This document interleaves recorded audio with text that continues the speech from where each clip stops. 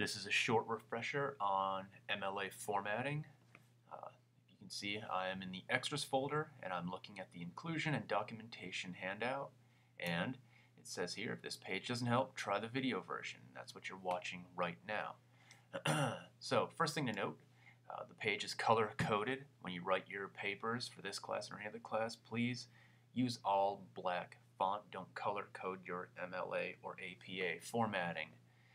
Alright, let's get started with the presentation. So here we are, MLA done fast and easy, and indeed that's what this is. This is just a review. You've already learned MLA in your ENC 1101 class and you used it on your final paper for that class, so this is just a refresher, and I'll cover the four main parts: the quote, which will be in green, the intro, which will be in green, the quote, which will be in blue, the actual citation in red, that's the tricky part, and the works cited page. So let's take a look here. This is an excerpt from a student paper who quotes from William Faulkner's A Rose for Emily.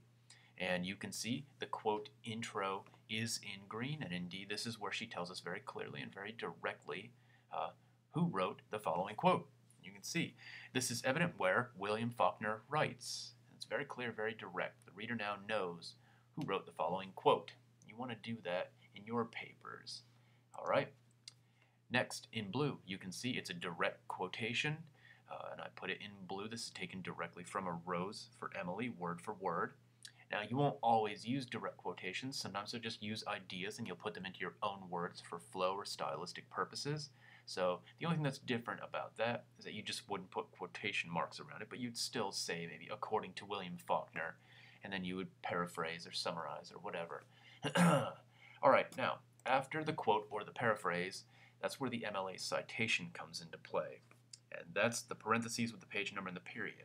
Now, since I'm using a direct quote and not a paraphrase, I'll use quotation marks. If you're paraphrasing, don't put quotation marks. But this is a direct quote, so I put quotation marks. And the citation, this is the part that throws most people off. Notice, now, since I have the author's name in my quote intro in green here, I don't have to re-include it at the end. In MLA, all you do is give the page number in parentheses, and then you end the whole thing with a period. It's important that you put the period at the very end here. That way your reader knows that this is the end of the quotation and that the number is attached to the preceding quote.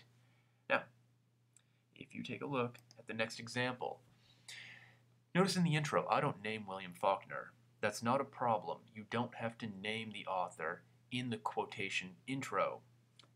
If you fail to name the author in the quotation intro, then all you have to do is stick the author's last name in the parentheses before the page number. That's it. It's that simple. The reason we do this is because the whole point of an MLA citation is to provide the author's last name and page number, and this will direct your reader to your works cited page at the end of your paper. The whole point of the works cited page, and we'll look at that in just a second, is to tell your reader exactly where you got your research from. Now, there are a few things to keep in mind when doing a works cited page, and before we look at these, let's actually look at the sample entry. At the bottom of the inclusion and documentation handout, you see it's in yellow. Now it's in blue. It's yellow again. Here's a sample works cited page entry, and there's no reason to memorize how to put all of this stuff together. In fact, I recommend that you don't waste memory space on this, and I'll show you why in a moment. Now, when you put the works cited page together, a few things to note. Make sure it's the last page of your paper, or put it at the end of your forum post. Put a heading at the top in the center that says works cited. You can see that on the example here. There it is. It's in blue. Now it's yellow.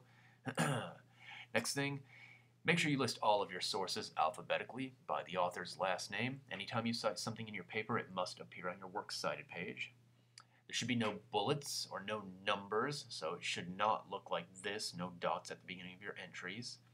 And then make sure that all of your fonts match in style, size, and color.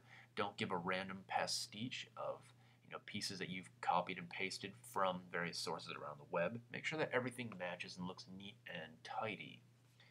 Okay, now, like I said, there's no reason for you to memorize how to put this whole thing together.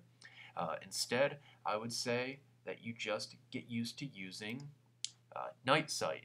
And if the link doesn't work for you, you can just go to Google and type in Night Site, and here it is. I already have it up, and this is pretty much the perfect MLA citation builder. It also works for APA. The only problem with this is that it's up to you to put in the correct information. So make sure when you come to this page that you select MLA. I already have it in red here. And make sure that you select the proper type of source that you're quoting.